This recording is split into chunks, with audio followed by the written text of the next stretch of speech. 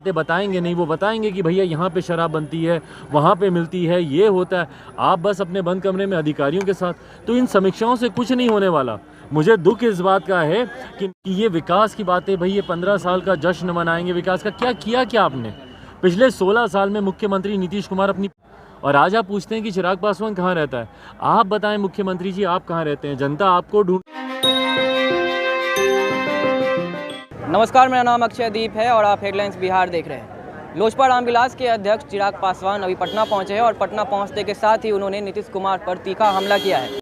किस तरीके से देख रहे हैं इसको? भाई मैं धन्यवाद करता हूं केंद्र सरकार का और प्रधानमंत्री जी का कि उन्होंने आखिरकार किसानों की भावना को सम्मान दिया। निरंतरता में किसान इस बात की मांग कर रहे थे कि इस कानून को वापस लिया जाना चाहिए, और हम लोगों ने भी बार बार इस बात को कहा था कि भैया जो स्टेक होल्डर्स हैं, जिसके लिए आपने कानून बनाया, अगर वही संतुष्ट नहीं है तो इस कानून का फ़ायदा क्या?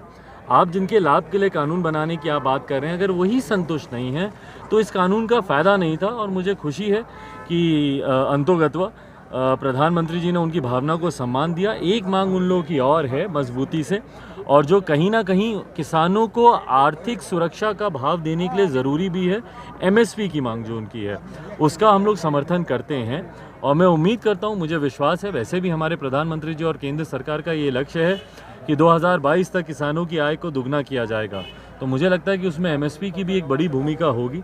तो हम लोग मांग करते हैं कि उसको भी जल्द से जल्द लागू कर दिया जाना चाहिए। मुख्यमंत्री ने शराबबंदी को लेकर हाई लेवल मीटिंग की थी, लेकिन अभी भी शराब लगातार पटना में, कल भी परसों भी नहीं। भाई क्या होगा इस मीटिंग से? बंद कमरे में आप मीटिंग कर रहे हैं अपने ही अधिकारियों के साथ, जो कि खुद इन तमाम बातों में लिप्त हैं। उनके साथ मीटिंग करने से होगा क्या? तो हम लोग पहले से ही कह रहे हैं, ऐसी समीक्षा से कुछ नहीं होने वाला।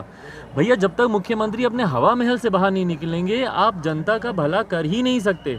आप किसी एक पीड़ित परिवार से मिलने गए, मुझे बताइए, आप सबके कैमरा भी साक्षी हैं, 50 से ज़्यादा लोगों की दुखद मृत्यु हो गई। मुख्यमंत्री एक परिवार से मिलने नहीं जाते। अपराध को लेकर हत्याएं होती हैं यहाँ पर बड़ी से बड़ी घटना घट जाती है। आज जब मैं यहाँ एयरपोर्ट पे मौजूद हूँ तो मुझे रुपेश याद आते हैं यहाँ पर। क्या मुख्यमंत्री नीतीश कुमार गए थे उनके परिवार से मिलने? जो यहीं पे एक प्राइवेट एयरलाइन में जो काम करते थे, उनके परिवार से मिलने गए? आज तक कहीं एक घटना, एक अपराध, एक हत्या किसी परिवार से मुख्यमंत्री नीतीश कुमार मिलने गए? भाई ऐसा मुख्यमंत्री मैंने आज तक कभी नहीं देखा कि आपके प्रदेश में इतनी हत्याएं हो जाए। एक साथ जहरीली शराब पीने से 50 से ज़्यादा लोगों की इकट्ठे मृत्यु हो जाए, और आप अपने हवा महल से बाहर नहीं निकलते, और फिर आप बोलते हैं कि भैया मैं समीक्षा कर रहा हूँ। बंद कमरे में कैसे समीक्षा होती है मेरी समझ के परे। जब तक आप मिलेंगे नहीं पीड़ित परिवारों से, उनकी समस्या को सुनेंगे नहीं, वो अपनी चार बातें बताएंगे नहीं, वो बताएंगे कि भैया यहाँ पे शराब बनती है, वहाँ पे मिलती है, ये होता है। आप बस अपने बंद कमरे में अधिकारियों के साथ, तो इन समीक्षाओं से कुछ नहीं होने वाला। मुझे दुख इस बात का है कि निरंतरता में जहरीली शराब से होने वाली मृत्यु हो रही है। ये वो खबरें हैं जो कि सुर्खियां बन जाती हैं, पर आए दिन बिहार के हर एक गांव में कोई ना कोई आदमी मर रहा है, और मुख्यमंत्री नीतीश कुमार अगर अब नहीं जागे तो संभवतः बहुत लेट होगा। कांग्रेस कह रही है विचार करना चाहिए, क्योंकि अब दुगनी नहीं तिगुनी रेट पर शराब बिक रही है बिहार में। बिल्कुल रेट की बात नहीं है भैया, मतलब होम डिलीवरी हो रही है। और मुख्यमंत्री नीतीश कुमार मेरी समझ के परे है कि ये विकास की बातें, भाई ये 15 साल का जश्न मनाएंगे विकास का, क्या किया क्या आपने पिछले 16 साल में? मुख्यमंत्री नीतीश कुमार अपनी 5 उपलब्धि बता दें। हमको तो वो छूटते ही बोलते हैं कि जाकर पूछो 15 साल पहले का बिहार कैसा था। भाई हमको नहीं लेना देना 15 साल पहले का बिहार कैसा था। 16 साल से आप मुख्यमंत्री, आप मुझे बताइए ना कि इन 16 सालों में आपने बिहार को क्या किया। मुझे इतना पता है कि जब मैं पैदा हुआ था उस वक्त भी बिहार के मुख्यमंत्री दिल्ली और दूसरे प्रदेश जाते थे अपना इलाज कराने, और आज आपके 5 बार मुख्यमंत्री होने के बावजूद आपको भी इलाज कराने के लिए दिल्ली जाना पड़ता है। तो भाई क्या बदला मेरे जन्म से लेकर अभी तक? यही बोलते हैं ना कि जब मेरा जन्म हुआ था तो उस वक्त का बिहार कैसे था। तो भाई मेरे जन्म के वक्त भी बिहार जैसा था, आज भी वैसा ही है। देश देख लीजिए कितनी तरक्की कर गया, उसके अनुपात में बिहार कहाँ खड़ा है हम लोगों का? हाल ही में आंख दिखा के आए दिल्ली से नीतीश। अभी आंख दिखा कर आए हैं दिल्ली से।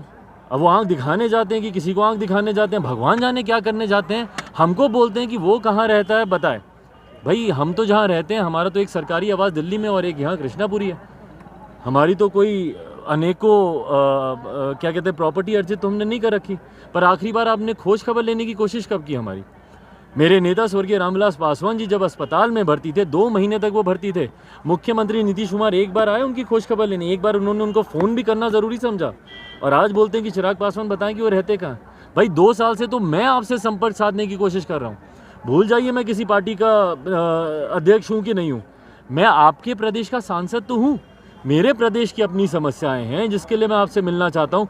2 साल से मैं आपकी खबर लेने की कोशिश कर रहा हूँ और आप पूछ रहे हैं कि चिराग पासवान कहाँ रहता है। आपके दरवाजे पर मेरी पार्टी के कार्यकर्ता आपको बरखी का कार्ड देने के लिए खड़े रहे। 2 महीने तक मैं प्रयास करता रहा मेरे पिताजी की बरखी का कार्ड मैं आपको दे दूं, और आज आप पूछते हैं कि चिराग पासवान कहाँ रहता है।